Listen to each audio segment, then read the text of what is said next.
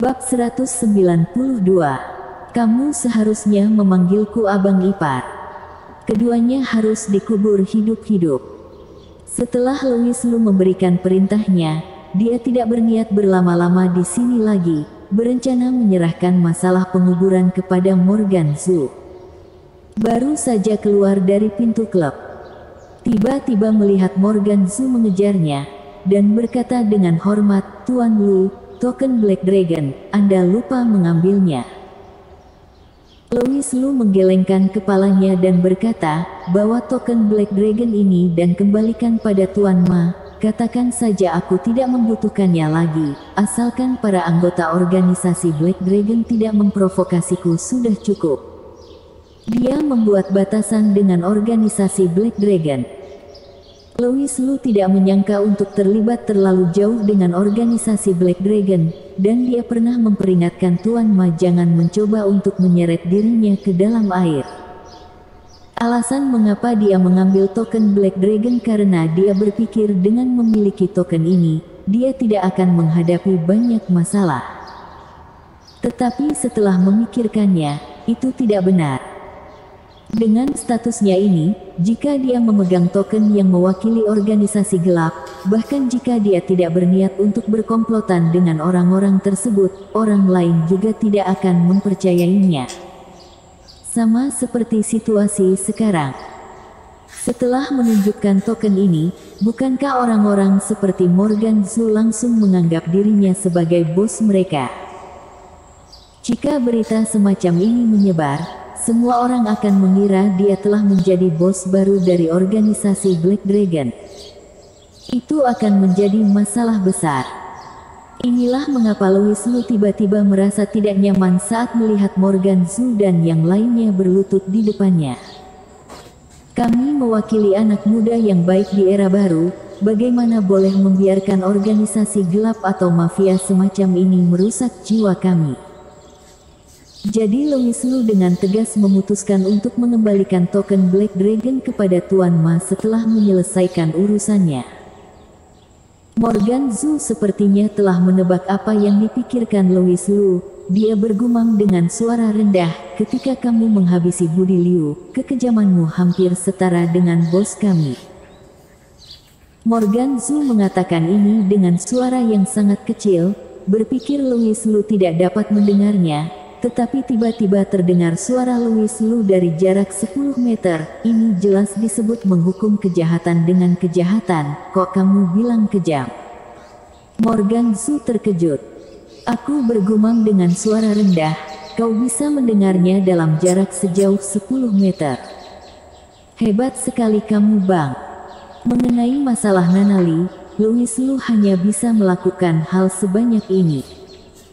Sisanya diserahkan saja pada Aurelia Sen dan itu juga tidak sulit. Mengenai latihan bela diri Aurelia Sen, dia benar-benar menaruh hati dalam berlatih, tapi dia tidak berbakat seperti Sali Liu, apalagi tertunda karena masalah Nanali, jadi sampai sekarang dia belum bisa memadatkan energi sejati. Tapi Louis Lu tidak terburu-buru. Setelah beberapa hari, keluarga Hailey Ye membawa Louis Lu ke ruang tamu secara misterius, lalu berkata, "Ayo kemari, Louis kecil, ku perkenalkan seseorang kepadamu. Masuk dan lihatlah." Terlihat seorang pemuda duduk di sofa, umurnya hanya sedikit lebih muda dari Louis Lu, mungkin sekitar 19 atau 20 tahun. Bocah ini terlihat sangat tampan, alis dan matanya agak mirip dengan Hailey Ye. Louis Lu sudah menebak identitasnya saat pertama kali melihat anak ini. Adik laki-laki Hailey Ye, yang memiliki hubungan darah dengannya. Benar saja, Hailey Ye memperkenalkannya, "Louis kecil, ku perkenalkan padamu. Ini adik laki-laki saya Hendrik Ye. Beberapa hari yang lalu sengaja datang kemari untuk bertemu denganku. Hendrik, ini Louis kecil juga adikku. Tapi dia sedikit lebih tua darimu, jadi kamu harus memanggilnya Abang." "Kak, apakah kamu bercanda?" Hendrik Ye awalnya melirik Hailey Ye dengan heran, lalu mengalihkan pandangannya ke Louis Lu, dan berkata dengan raut seolah sedang melihat musuh, "Saya tidak memiliki hubungan darah dengan pria ini, mengapa saya harus memanggilnya abang?" Muncul satu saudara perempuan sudah cukup, lagi pula juga memiliki hubungan darah. Apa-apaan pria bernama Louis Lu ini? Dia kira dia pantas dipanggil abang. Hendrik Ye langsung menolaknya. Hailey Ye sedikit mengernyit, tetapi tiba-tiba mendengar Louis Lu berkata, "Ya, kami tidak memiliki hubungan darah, dan kami tidak mengenal satu sama lain sebelumnya. Kamu jangan memanggilku abang, kamu seharusnya memanggilku abang ipar." Dia sengaja menaikkan volumenya sedikit. "Abang ipar." Mata Hendrik Ye tiba-tiba membelalak. Louis Lu tersenyum dan berkata, "Benar, itu dia. Sering-sering panggil ya, jika abang ipar senang, mungkin abang ipar akan memberimu angpau tebal yang berisi banyak." Raut Hendrik Ye tiba-tiba menjadi muram.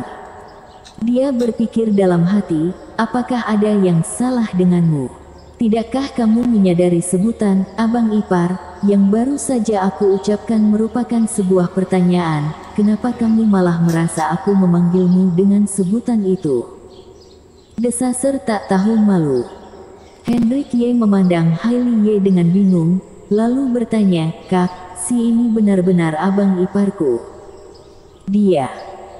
Hailey Ye baru saja mau bilang Louis kecil sedang menjahilimu, tetapi Louis Lu tiba-tiba melangkah maju dan menjatuhkan Hailey Ye di sofa, diikuti dengan pukulan keras pada bokong halus itu. "Lihat, jika aku bukan iparmu, apakah aku berani memukul kakakmu seperti itu?" Hendrik Ye. Hailey Ye. "Ya Hendrik, dia adalah abang iparmu, kamu harus ingat wajahnya, bahkan jika dia telah berubah menjadi abu, dia tetaplah iparmu."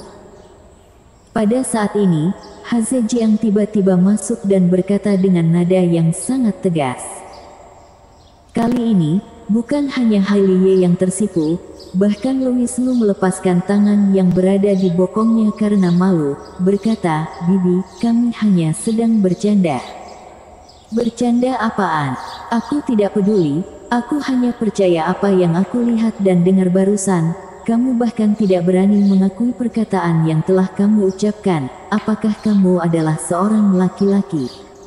Haze Jiang menatap Louis Lu dengan provokatif dan berkata, "Dia sedang dipaksa."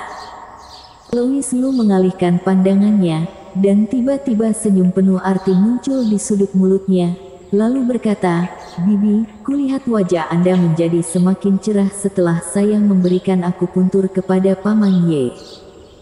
Benar saja, begitu kata-kata ini keluar, wajah Haze Jiang memerah. Dia pun melongo.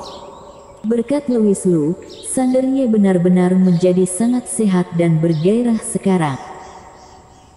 Haze Jiang sudah tidak melakukannya selama lebih dari 10 tahun, akhirnya dalam beberapa hari terakhir, dia memperoleh kepuasan yang belum pernah dirasakan sebelumnya, dan hubungan antara pasangan suami dan istri itu juga menjadi lebih intim.